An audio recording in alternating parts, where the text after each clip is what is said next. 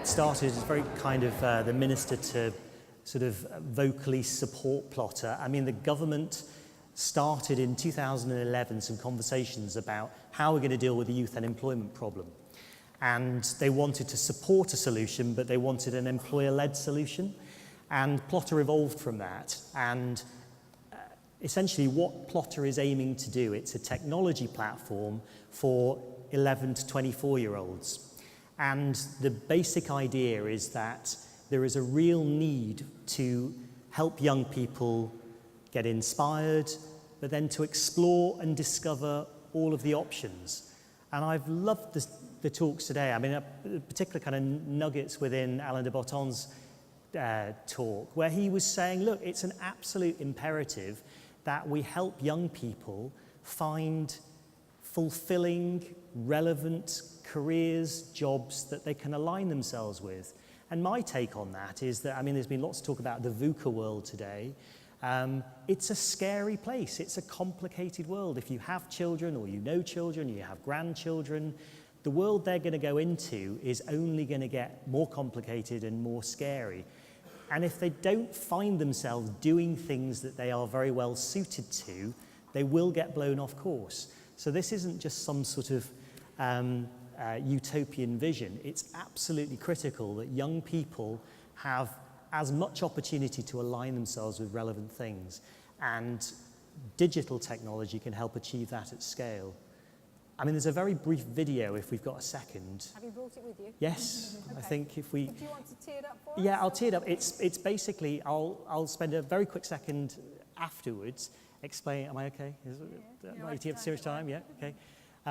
Explaining where we're going. But the site went live about a year ago. It's been in beta. We've learned an awful lot, and a massive new version comes out next month. This is a video of the old version, but it gives you an idea. So. Let's have a look. Do you know the secret to finding a great job and becoming your own hero?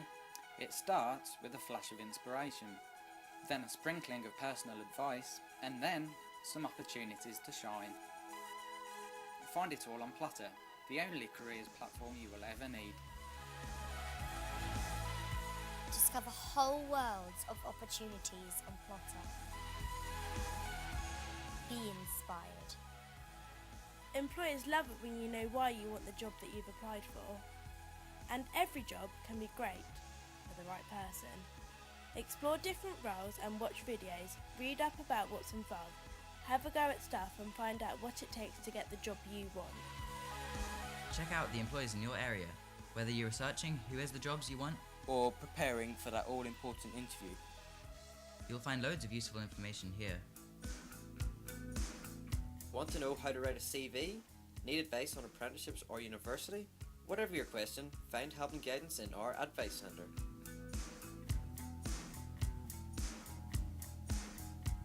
Discover thousands of opportunities to get ahead, from apprenticeships to volunteering opportunities to activities, work experience, internships and entry-level jobs. You'll find them all here. If you find you'd still quite like to speak to a real person, either an expert advisor or just someone who knows what it's like to be in your situation, go to our chat area and take your pick. Just remember to click follow and like whenever something grabs your attention. That way, Plotr will start to learn about you and give you the content that you are interested in. Basically, Plotr gives you everything, from inspiration to advice to real jobs. We have found the best careers information and support out there and pulled it all into one place, personalised to your needs, so that you can focus on your future.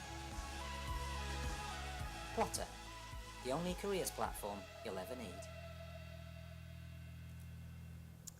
I mean, if I can just explain where we're going with the next version, a phrase I've been using to all sorts of people I've been describing Plotr to is the need exists for something equivalent to an iTunes of careers advice. And by that I mean a really efficient, scalable online platform that enables young people, but also parents, teachers, employers, to really efficiently find out all the information they need to support all the different decisions that young people are making during their education. I mean, if a young person decides not to take a third science at GCSE, for all manner of reasons, they don't like the teacher, their friends aren't doing it, but they're unwittingly then closing down a whole swathe of STEM-related careers. Now that can't be right. So a tech platform can enable us to achieve something at scale. Now, the other really critical kind of point about that analogy, and this is kind of a final point, is that it has to be hugely collaborative. So the purpose of Plotr is to serve all of the other service providers and stakeholders in this space. So I'm absolutely delighted to share the platform with Kirstie from LifeSkills and Katerina from CIPD, who's been sponsoring and supporting Learning to Work. There are a couple of examples of the other service providers that are doing real-world stuff. Plotr shouldn't do real-world stuff, but it should have porous boundaries so that they can be surfaced and connect in and be found really efficiently. And we're working with about 200 other partners. So when the new site goes live at the end of August, we've reconfigured the whole site around a massive psychometric game.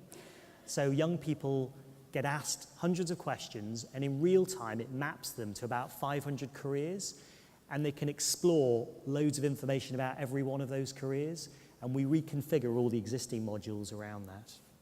So that launches soon? It launches at the end of August, in time for the new school year, and we are very delighted to be supported by Kirstie and the LifeSkills team in terms of some schools outreach marketing for the new academic year.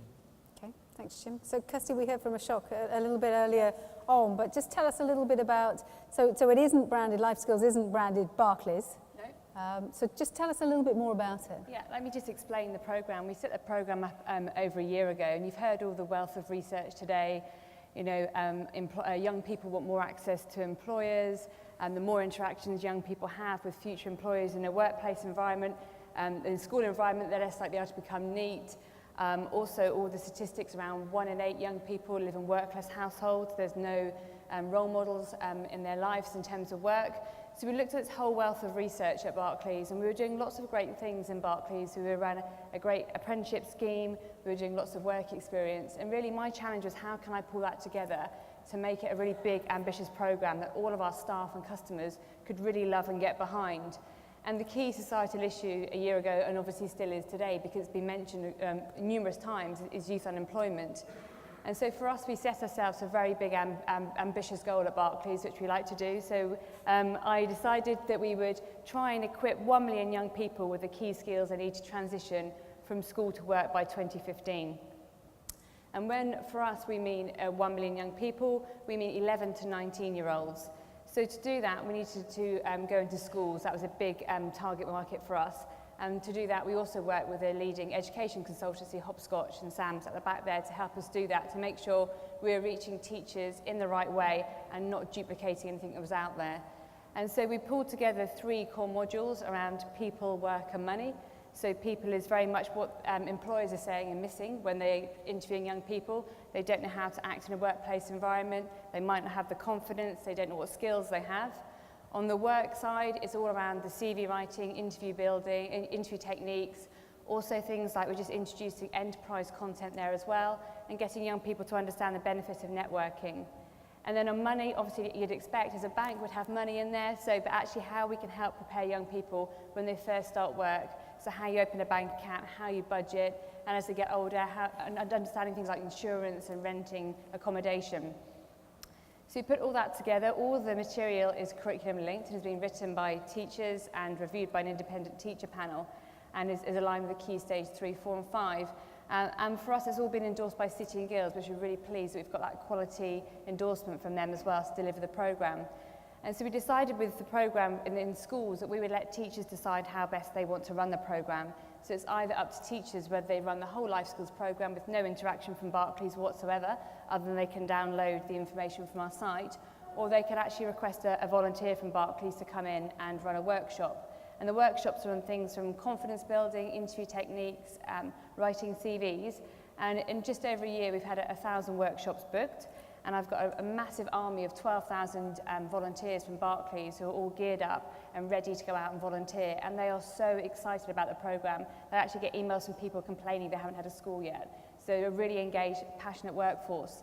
And then also from that point of view, we have then looked at the website as well, because I was really concerned that we'd never reach every school. So we've reached over 50% of secondary schools in a year, which is amazing. But actually, I wanted to make sure every young person can still get this material. So we developed a website which mirrors the content on the education programme, and young people can go through that and actually do their own programmes through People, Work and Money. So they still get access to the same information, just in a different way.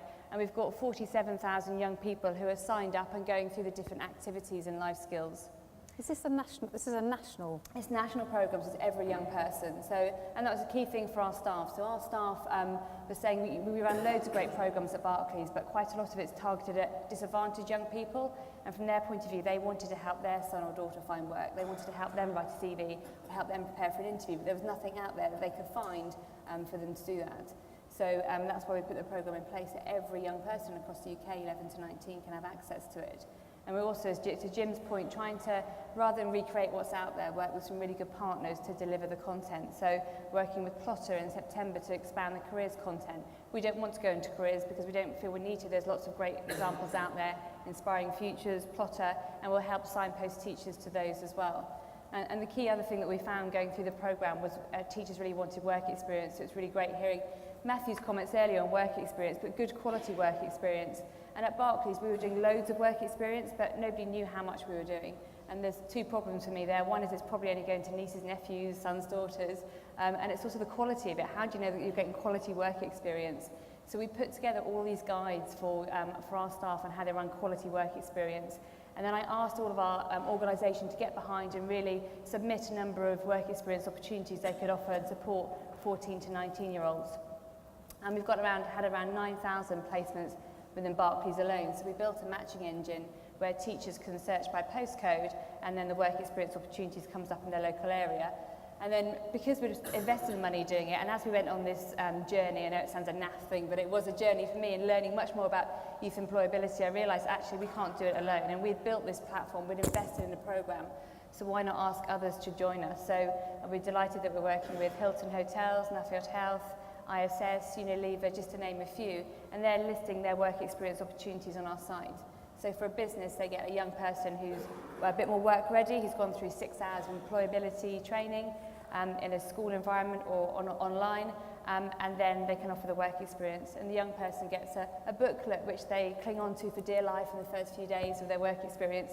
I don't know if many of you have taken a work experience, but I had a couple last week, and I think for the first day they never let go of their book, but it gives them some comfort, and so they can link it back to everything they learnt in the school environment as well. So if there's anybody offering work experience who would be really interested in doing so, then I'd be delighted to have a chat with you afterwards.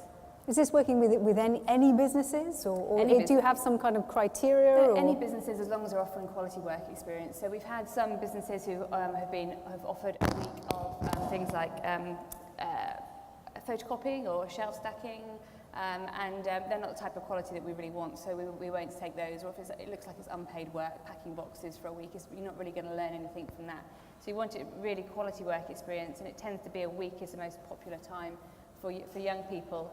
And through the programme, we've reached 443,000 young people so far, and I think for me, the two standout sort of achievements, so that figure's great, and we're on track for our 1 million, but it's how passionate our staff are in Barclays about offering this programme. I mean, you heard from Ashok today, he talks about it all the time, but it's top down to everybody in our branches as well. And then also the impact it's having on young people, the confidence, the hope and enthusiasm it's giving to them in terms of their inspiring them careers and their next step.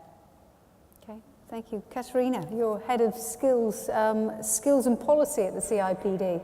Seems a long time ago since we heard from your man early this morning, but tell us a bit about your role. Yes, so I lead on the CIPD's work on youth unemployment, and our key program really is our Learning to Work program, and you would have seen our little logo popping up various places here at the conference, so we're very grateful to Jim for the collaboration. I think what we're doing is very complementary.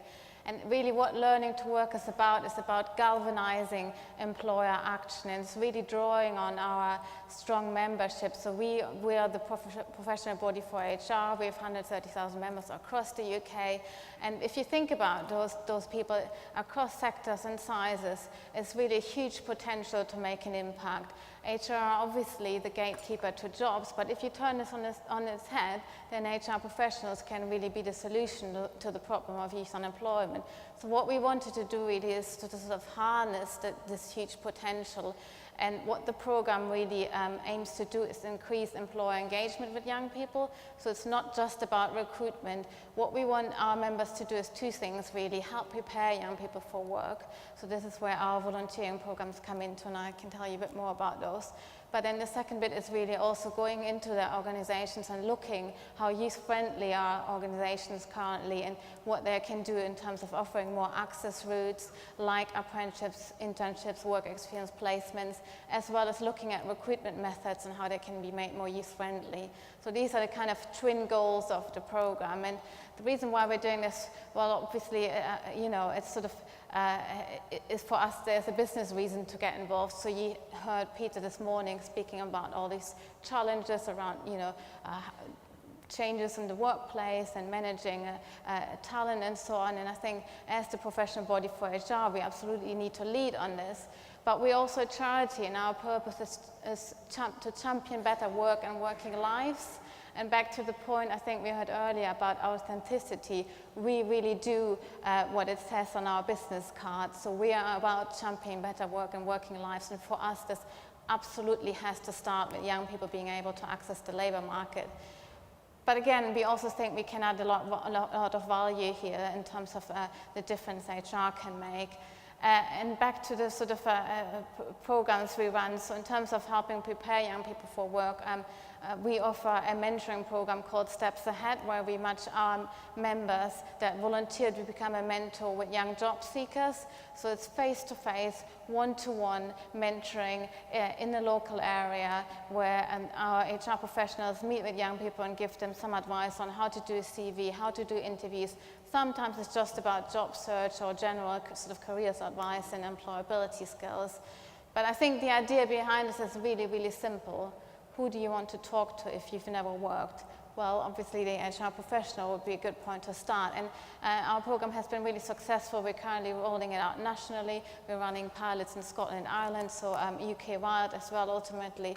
And we've had a lot of enthusiasm from our members, which is great. And I think the young people are getting a lot out of it because what we've heard earlier, that employer contact is so important for them, and somebody actually taking the time out of their day and sitting down with them and going through their option is really invaluable. But what we've seen also is sort of a shift in behavior on the side of our members. So they might not have had any engagement with young people, and through the mentoring, they suddenly see the challenges young people are facing.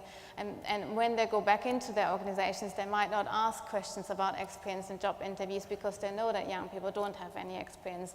And they might challenge back their colleagues and say, what are we actually doing in terms of offering more opportunities to young people? But one of the things they've told us is that we really need to do this earlier. We cannot have young people entering the labor market with no knowledge about how to do a CV and so on. So this is why we've teamed up with the Education Employers Task Force and they're Inspiring the Future initiative that matches employers in school. And what we've done is we've added an HR option to that, so our members go into schools and run CV and interview workshops. And again, we had a lot of support from our membership on that, and we're really pleased with the success. But then we also, as you would expect from a professional body for HR, we also produce a lot of very practical guides and very practical advice, because quite often the devil is in the detail, isn't it?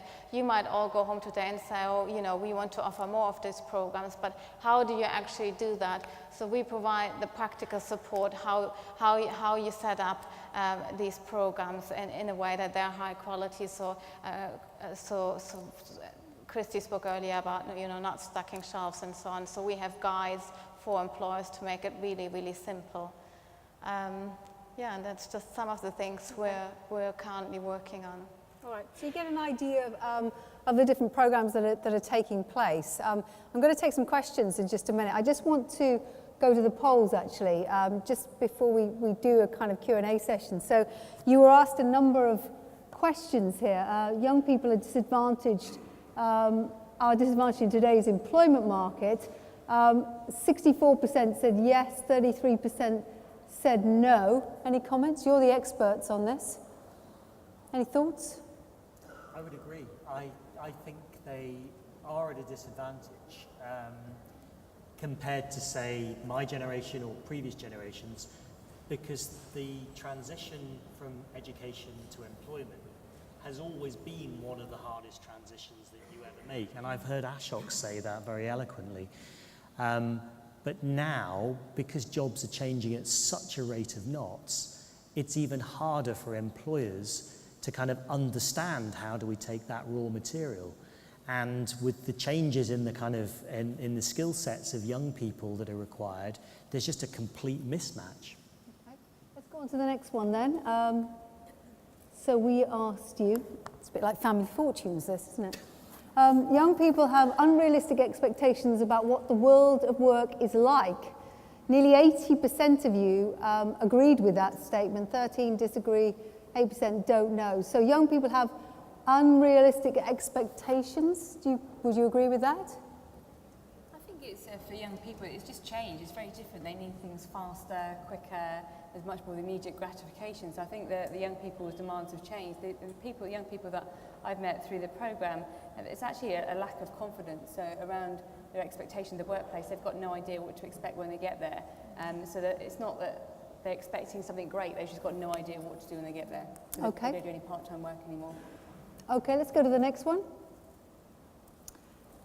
It's the duty of employers to change these expectations. 65% of you said you agree with that statement, 30% disagree. So is it the job of employers to change those expectations? I'm not sure about changing expectations, but I would say it's the duty of employers to get more involved. And I guess that's kind of one of the reasons why we launched our program 2 years ago, because we wanted to change that narrative around, education systems aren't delivering, young people don't have the right skills, young people are lazy. That was very much the sort of narrative a few years ago. Luckily, this is changing now, but I think what employers really need to do is not see themselves as consumers of the education system, but as key actors. And this is kind of what we're trying to do. And I think the good news is that there has been a change in employer behavior already, but I think we need to do more. Okay. If I could just add a point on Sure, that. yeah. There's some work that we're doing actually with Katerina and CIPD, which is around in terms of not changing expectations, but one of the key problems in terms of this mismatch is around language. Employers know what they're looking for, whether it's things like teamwork, resilience, self-awareness. It's a pretty short list of common things that one way or another in interviews employers are looking for. And young people don't speak that language. They haven't got a clue what those things mean. So sometimes even if they do work experience or they go into a workplace, if at an exit interview they're asked, okay, what have you learned about resilience? So, well, we didn't talk about that. What is resilience? And it's like, well, they can't translate. And so there's a job, and we need to use as many kind of scalable digital pieces of technology to, A, establish what are these skills, get employers to showcase this is what they look like, and young people are pretty smart at digesting information if it's readily available. Okay, let's move on. As an organisation, we have had problems recruiting young people in the past. 36% say yes, 64% say no. I don't think we need to worry about that one. Let's move on to the next one. I don't want to go through all of these. We have a dedicated strategic future talent plan in our organisation. 34% say yes, 66% say no. A dedicated strategic future talent plan. Do many people have that? Do you know much about that? Where I would say a good example of that is there are STEM employers, for example. Traditionally, they've always hired people straight out of university and they know how to get them out of the milk round. They've now recognised that there just aren't enough of the right skills coming through the education system. Young people, and particularly young girls and women, aren't continuing with the sciences. So they've actually put aside, and they're increasingly putting aside their competitiveness with other organisations in their sector and saying we need to work together to encourage and educate from 11 years up, if not younger, that this is the skills we need. This is what science or technology or engineering looks like. So as far as a kind of strategic, it's almost a much longer term future capability way of thinking, which is starting to happen. Okay. Let's move on to the next one. We don't have a dedicated future talent plan now, but are planning to introduce one in the future. 80% of you say that's what's going to happen. Okay, let's go on to the next one. As an organisation, we offer additional entry routes for young people, such as apprenticeships, traineeships, alongside graduate schemes. 62% said yes, 38% said no. Is that surprising? I think that's what we've seen as well, especially over the last year, so that more employers do offer more diverse access routes. So they say, oh, we cannot only take graduates. I mean, Barclays is a really good example for that in their apprenticeship program.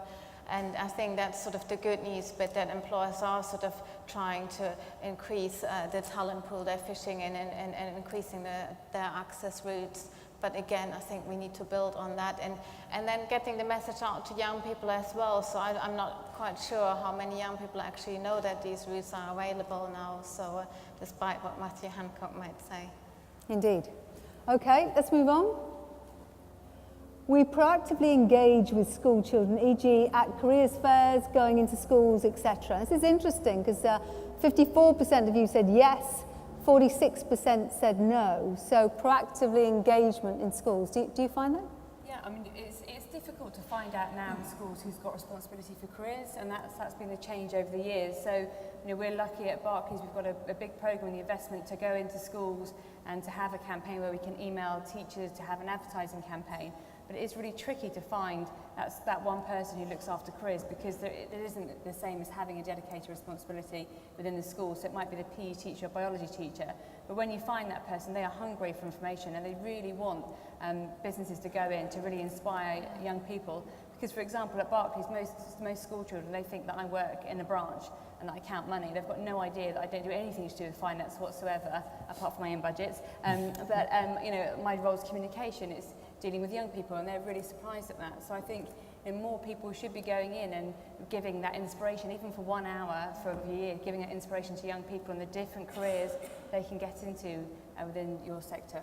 I suppose the astonishing thing is that many employers say they don't really think they have anything to offer to schools, and that's just crazy, because the mere fact that you go into a school and, as Kirstie said, talk about your jobs, that's already sort of adds huge value to young people and to their career choices. Well, like Kirstie says, people expecting you to stand behind a counter, and we're not going to have any counters soon. Anyway, you're ripping all your counters out, aren't you? Not ripping all our counters out. Okay, next question. Employers need to do more to engage with young people. Now, I thought this was interesting. 98% of you said yes. So employers need to do more to engage with young people. So the essence is there, the willingness, or certainly the knowledge is out there. I suppose it's much more about a how. Definitely, there's loads of different ways that you can get involved. So there's loads of great schemes out there. So you mentioned, obviously, there's Plotr, there's Inspiring Futures. In terms of movement to work, just recently set up, trying to offer traineeships to young people as well, to give them that inspiration and get into work. And that's 15 lead companies have come together. So one of the things, if people are interested, there's a whole host of different companies or organisations you can get involved with. Obviously, plug my own programme, LifeSkills, is one, but speak to any of us and we can tell you some of the programmes you can get involved. You don't need to spend lots of money creating or investing in programmes. There's some excellent programmes there, and everyone's really willing to share best practice. Yeah, we see ourselves very much as a broker as well in this space, so bringing people together. Okay, have we got any more questions? No? That's us done, yeah. I was going to say, Kate, one of the points on that in terms of one of the reasons employers want to do more, and going back to the previous question about schools, is that traditionally they've always taken the people straight from university, young people, and they know that increasingly they need to engage with the 14 to 19 space. And because that involves 5,000 schools and a decentralized system, they have absolutely no idea how to do that. It's incredibly fragmented. So, and teachers now have, as we heard Matt Hancock say, a statutory responsibility for careers advice and guidance. They have quite adamant about that, wasn't he? Well, it's statutory. So actually schools now will be measured by Ofsted in terms of their career provision. And part of that is how they engage with employers. So we've got a lot of the ingredients, Yeah. but if it's done in a very kind of, individualistic way, it's never going to provide scalable solutions. Yeah. So I think there's an obligation on the service providers in this space to forge collaboration together to provide scalable solutions. I think that's what young people might not think that's what's needed, but certainly employers and teachers, that's how they think. How many of you, just out of interest, how many of you offer apprenticeships in your businesses? Can you just put your hands up? That's quite a fair number, isn't it? What about work experience? Put your hand up if you offer work experience. Okay, great, thank you. Any questions to our panelists? You've heard a lot today. There's been a lot of voices and input. Anything that you want to say? Any thoughts, questions? There's one here. If we can get the microphone here, because we can't hear. Just a microphone down here. Anybody else over here? Or we haven't heard anybody in the expensive seats up here. Are you just voyeurs up there? It's quite a nice place to sit, isn't it? Hi, just tell us who you are, if you can. Sue Potter from DP World London Gateway. I'm the head of the Learning Development Department. With regards to Plotr, it's a question around how the schools have engaged with you. So we're hearing a lot about the employers, we're hearing what we can do, but we're struggling with some of the schools local to us, so how have you engaged with them? Really good question. All roads do lead to schools in this kind of equation. Plotr's been live for just over a year. We haven't actively been marketing towards schools. We've done a lot of user testing, and we're also working with Hopscotch, the education consultancy that LifeSkills have been working with. We've needed the new version of the platform that provides the solution. Teachers don't have the time to be working with something that's nearly ready. They need something that's going to solve a problem, and that we can demonstrate this is how you can use Plotr to meet your statutory obligations, and here's signposting to other people that can help that too. So from September, we have a very large schools marketing campaign organised. As I mentioned, LifeSkills have very kindly offered to integrate Plotr as part of their platform and for it to go alongside the schools outreach and marketing that they're doing.